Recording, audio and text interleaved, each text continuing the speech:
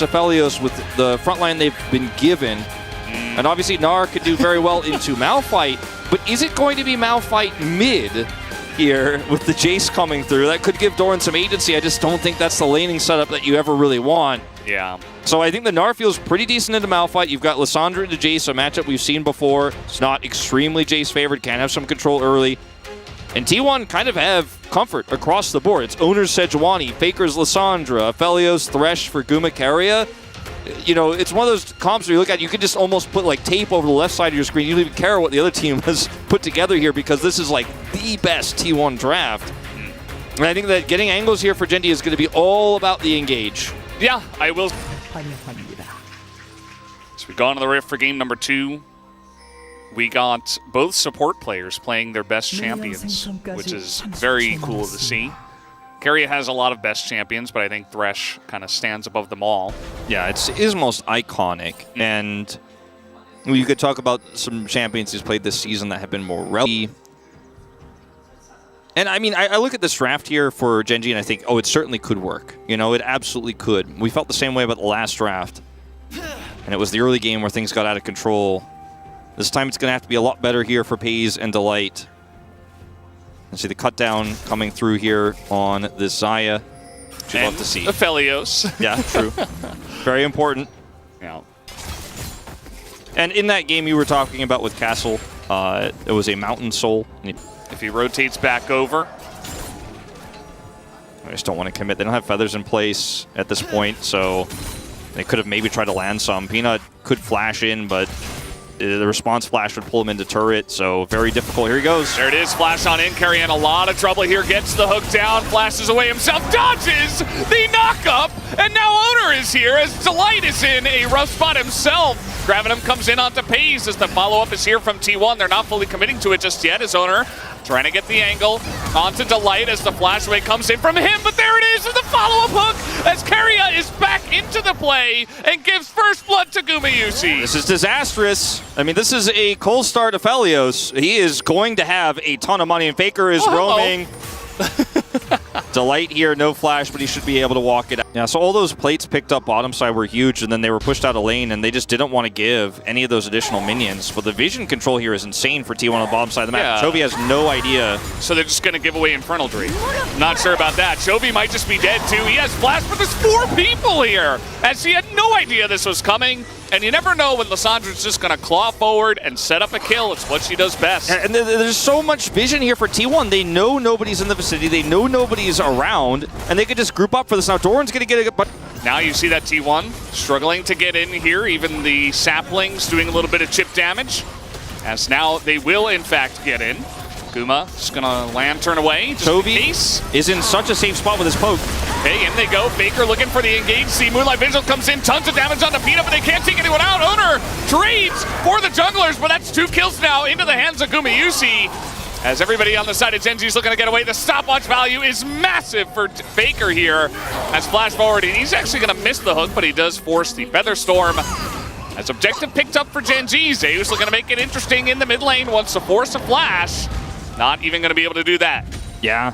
So the eye is picked up here, and, you know, if an ultimate is forced here for Pays to... But yeah, if the Malphite dies before he's really able to ult, and the Rakan gets in alone, and then Guma just kills him, not necessarily the engage or coordination you're looking for if you want to pilot Gen G's composition. Because T1 knew that if we, because Doran is trying to stay up top side there and come in, if we can actually push him out and force him to ult, we win this. Okay, well, Doran's going to get the turret. He has a teleport coming in for some help. Zeus in a little bit of trouble here, does have flash, as will he elect to use it? The answer is no. Just going to give the kill over to Chovy, as his team is down here on the bottom side taking the dragon. Yeah, so you get a teleport, but that's turret and a kill going over. It's over the wall. So not really in too much danger this time. Yeah. And Gen G need to be willing to start this Baron, otherwise T1 just don't care about their Baron prio right now. Because the engage here for T1 is amazing. They have a 2-item Aphelios. Keria doesn't have flash. Speaking of which, there's the engage. The Malphite and the recombinant cannot kill Guma. Where is the follow-up? There is nothing onto him. He is quite low as here comes the Maokai ultimate as very late. Chase is on. Should be able to get Owner, everybody else just in the choke as in goes Faker. He's got an ult in that backside, or looking for it at least, as now the Xayah is popping off. Paze is able to frontline, picks up the kill, 2 kills for him. As a very messy engage, and Gen G will take the fight. Yeah, there's just too many threats. And Zeus now not in any luck either. He does have Meganar, but he is just flashing away as the zoom in will not do him any favors, and now Gen G gonna make a play for this Baron. So 3 kills going over to Gen G here. Now they're 3,000 gold in the lead. And Chovy is going to commit a teleport here just to make sure they can burst this down. They don't want to play any games with this one. The Baron is going to go over. That's going to be further gold in the lead than I just mentioned. You see going up to now almost 5,000 whole thing. And then when they try to push through, like they were going to get the inhibitor no matter what. Okay, let's talk about this first. Because Guma gets knocked up here and he doesn't take the lantern because he knows, okay, I'm actually going to be able to force this back. There's no other big threat on top of me, right? But he's just back here for so long, and he's, look at his health too. He goes back to full, but he can't threaten anybody. Now he's doing the Maokai ultimate. His team has to block for him. So there's no front line here. Keria dies to Chovy on the side here because he was just trying to wrap around, set up for another lantern. There's no front line here at all whatsoever. And Zeus is flanking for an engage that's just never... He just went back and bought an elixir. In the past, like, players would actually prioritize being on the map instead. As we're going to have to stop that. We do have a fight here. Faker in a really rough spot, looking to get 100-0. Down he goes as the damage is coming in, but they're just looking for Guma on the backside as he nearly takes out Doran, though. Peanut getting torn to shreds, but there it is. They get into the backline with the Xayah, who's incredibly low. And it might just be enough as Paze with his incredibly low health bar is just going to run away and let Chovy do the cleanup here as Zeus on the run. He's just going to hop over the wall here. Doesn't want anything to do with it as Gen G considering their options. Oh man, Paze doing so much damage, doing so much work on that fight. The positioning was so good. Chovy's not able to get the kills. Hero. He's got Mega, as you say. He's looking for the engage angle. He's got Flash too. They really have to show him some respect here. Yeah. And Peanut's coming over. He has ultimate, but the carry's back up online. And look at this. Doran, Okay. he's not here. He needs to rush over here and start threatening this enemy AD carry. Yeah, he does not have Flash, but he has his Unstoppable Force available for the Malphite. The damage is coming in now. Guma is on this objective as here we go. Might come down to a little bit of a flip. The accelerated shock blast does miss.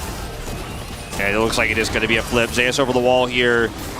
Here's the Peanut ult. Maokai ultimate a little bit early. They're trying to get position now onto this. As Faker gets in the back line and ults onto 5 people. As Meganar is in and Guma gets knocked up. He's not doing the damage, but it does not matter. And stopwatch should be enough, and the rest of the team just peels away the onion. As Doran is so low and he can't take out Guma. And T1 just barely should be able to take this down. Oh, they don't have Smite. Jeez. As they will take it at the end of the day. That will be the shutdown for Guma as he picks up a triple, and T1 should win the game. And just like we've seen so many times over these last few best of fives for T1, these last few seasons, I'll even say, Faker just goes in and says, this is my fight, this is my engage, and he just goes straight into the side of Gen G, and when a stopwatch is all it takes for Guma to survive the counter engage, Faker makes it happen one more time here. Super clutch, very clean flash, and now Gen G just desperate to defend. 1 second on Peanut. I think they're going to try to kite this one out. No, we have TP coming in. As the hook is there, down goes Delight. The desperation out of the side of Gen G to try to stop this from going down. But there's the ult down to Chovy, and that should be the end of him. As Doran does get in, takes out Guma. And you know what? I mean, it's only Faker and Owner here. They're going to back away from the Nexus. Faze is coming back. And they, oh man, they overstayed their welcome. They did not hit the Nexus, and Chovy effectively distracted them. Yeah, so many of these Elder buffs gone now, and as Baron goes the way of Gen G, they'll have map control back. We'll be able to stave off a lot of this pressure. As look at Faker.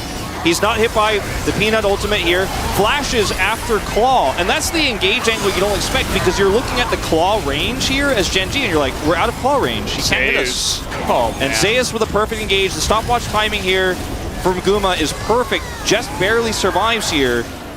Such a great fight, but the positioning against the Claw from Faker was perfect, but it was about a flash away from safety, and that's where Faker finds the angle. The defense is heroic here. Peanut gets the ult off, and then they're able to buy enough time for Chovy to come through and clean up. Once Guma dies, you know this is just a done push here, and he thinks he can actually do it. They could have just hit the Nexus. Yeah. Like, let Faker ult him, and then just hit the Nexus. Instead, we are still in the game as Faker they're gonna and Zeus split. are looking to get into the backline. Now, Peanut looks like he's got a decent idea that this is going on as the rest of the team trying to TP back in, trying to stop the backs here, but the autos will come through. And can they take down Faker? He's not able to claw over as Zeus. He does have some nice attack speed. Can he get those last autos in? And no, he can't! The Nexus will survive! Oh man, he's just trying to do it. It's so low, and he cannot do it, but they will get Baron here on the back of this. And why are these T1 games getting so intense here, Valdez, if they had just grouped? They have Baron, but it's 5v3. Yeah. Interesting. T1 also have the angle to try to, stop backs on Elder and just end the game. Never forget that angle. We've seen that too many times. Yeah, but with the inhibitor back up, it just seems like that's going to be so difficult, and they didn't get a ward in the base. Even if they had, they will have to kill an inhibitor before they can kill the Nexus. It's also mid inhibitor, which is the easiest to defend. So, as I mentioned before in game 1, Genji can just push up mid and say, okay. Well. Zeus to the Snarbar, though. You got to respect it. Okay, a little engage coming in as they get onto the backline, but that's Faker. That's not Guma. Zeus with the Meganar available, and Doran is just getting peeled apart. Faker gets in the backline and pays. He's trying to get the damage in. The feathers are on the ground, but he is too low. As can they even get onto the side? There are the feathers, and Zeus on the hook out of midair! As Chovy goes down, and the damage is not there. The GA for Pace will not keep him alive, and Guma will pick up the kill at the end of the day. T1 will take game number 2. What an incredible game here from T1, though, in so many respects. And Genji kept it interesting, man. They really did. But it was clutch plays from T1 back and forth here on these major objectives that end up taking it for them. I think we're going to see a split vote on POG, but T1, they are taking match point here. Zeus on the Gnar, setting up so many of the peels that were necessary, he and Faker together, to make sure Guma lived. And every time you engage onto the Gnar, he's got enough to survive, and then the damage from both carries is there. Faker re-engages. You engage on Faker, he